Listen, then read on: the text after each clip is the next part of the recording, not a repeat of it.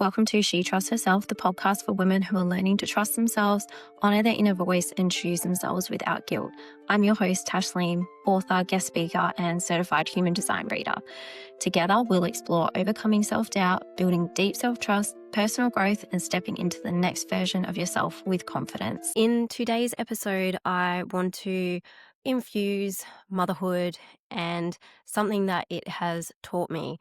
So for those who aren't aware, I became a mum in January of this year, and I have been on one of the steepest learning curves I've been on. And it's been such a beautiful period of my life, and the transformation has been incredible. It's also had its challenges. I went into it intentionally, knowing that I wasn't going to have all the answers, and I was going to figure things out as I went along because there was no rule book. And I needed to work out how my relationship with my baby was going to look.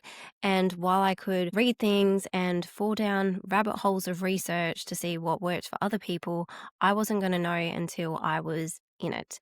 And so I decided to not put any additional pressure on myself, and I didn't do any reading of parent books or anything like that in preparation. Instead, I chose to focus on getting my mind and body ready for birth, and that really helped. And once I became a mom, there were a few changes that happened within me, and I want to touch on those in this episode. And one of the greatest ones that motherhood has given me was such crystal clear clarity about the woman that I want to be. And I will be completely honest, as much as I love being a mum, it's not the be all and end all for me. I want to exist outside of the relationship I have with my baby.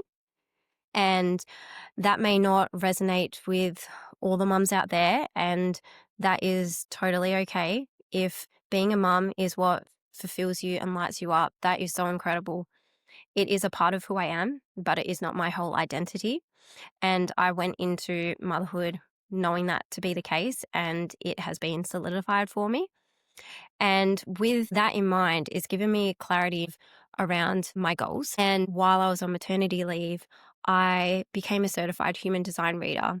I also had the opportunity to speak at events as a guest speaker, which was incredible and felt really fulfilling for me. It's something that I've been wanting to do for a while.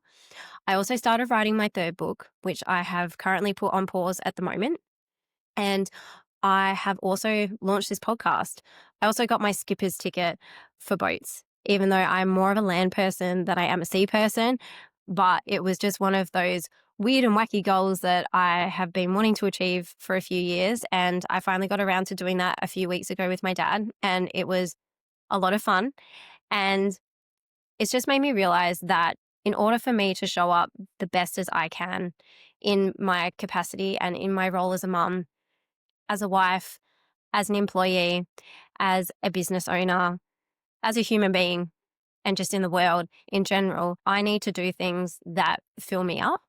And I've come to accept that not every day I will have that opportunity to the extent that I would like to be able to do that.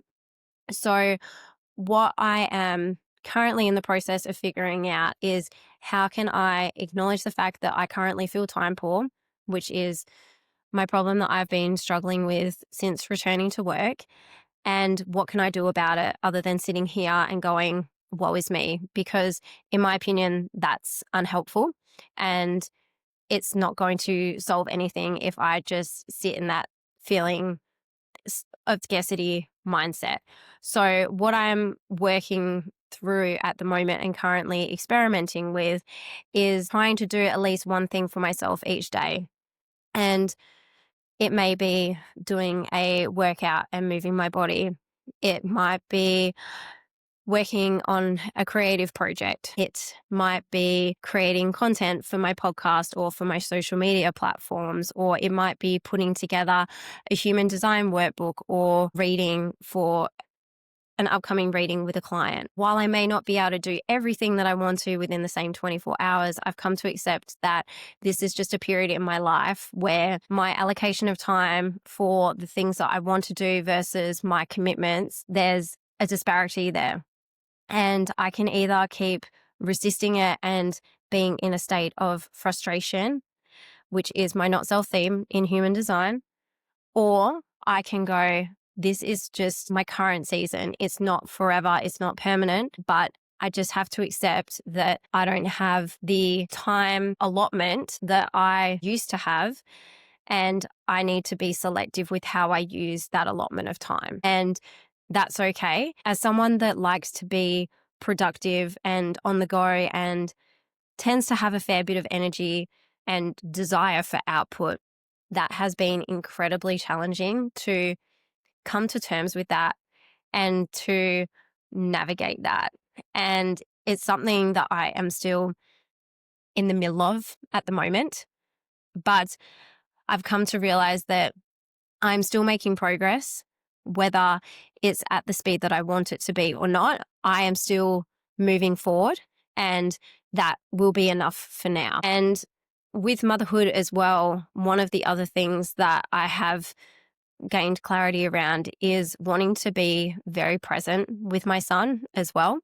So I don't want to be on my phone or working while he's awake. When I'm spending time with him, I want to be present. I don't want him to feel that he has to compete for my attention and my love, because I want to be present and to watch him grow and learn new things. For instance, a few weeks ago, we were sitting down for dinner and he was in his high chair.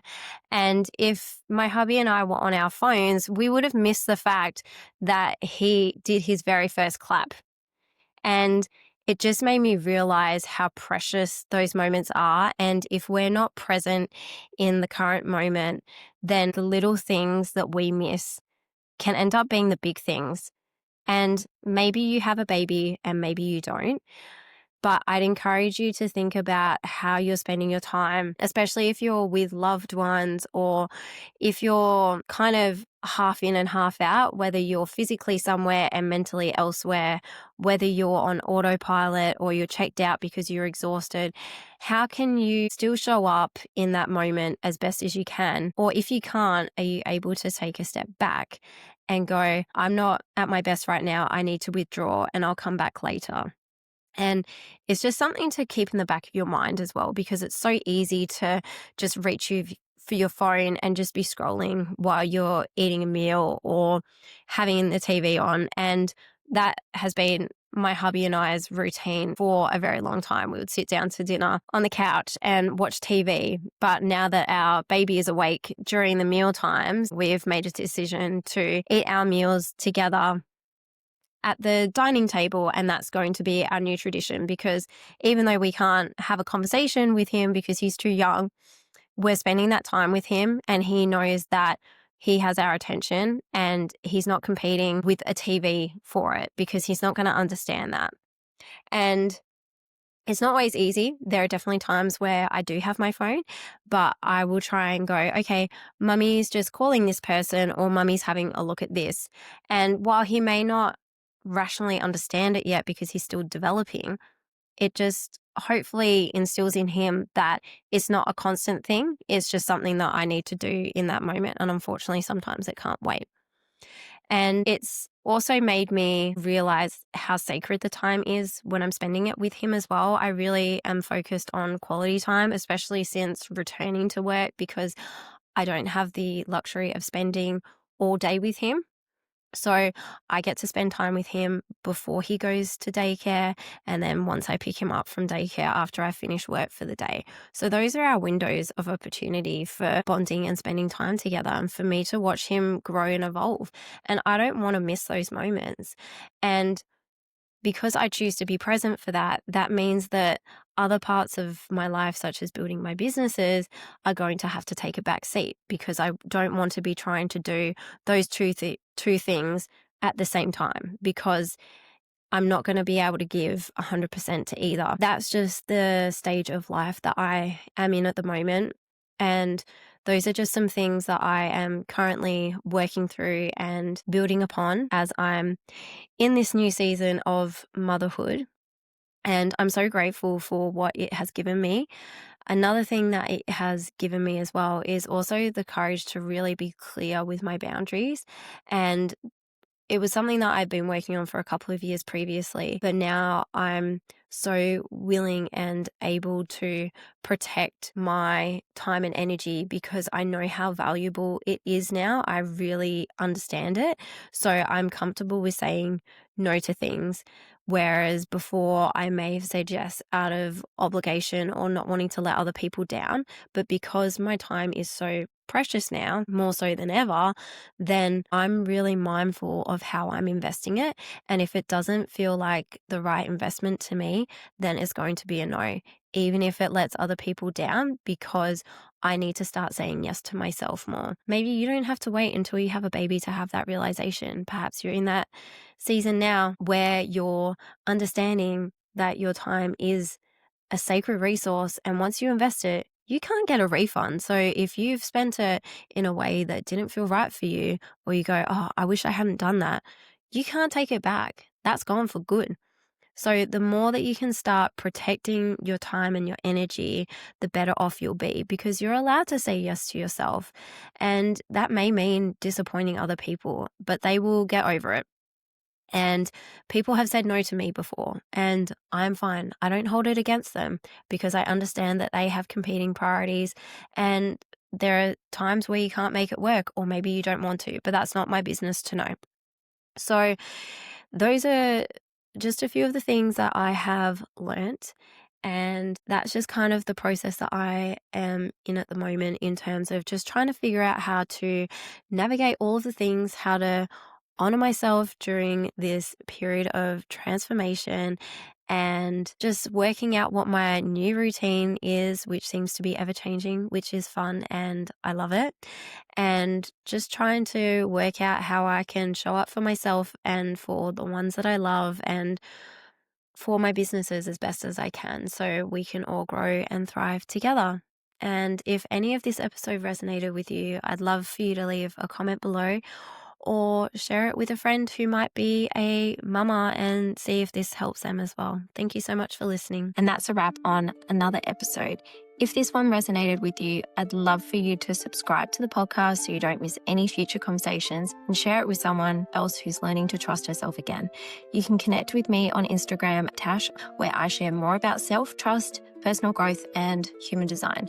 If you'd like to go deeper, you can explore my books and offerings, all designed to support you as you build self-trust and step into the next version of yourself with confidence. Until next time, please remember that you are not too much or too little. You're just you. Keep choosing yourself.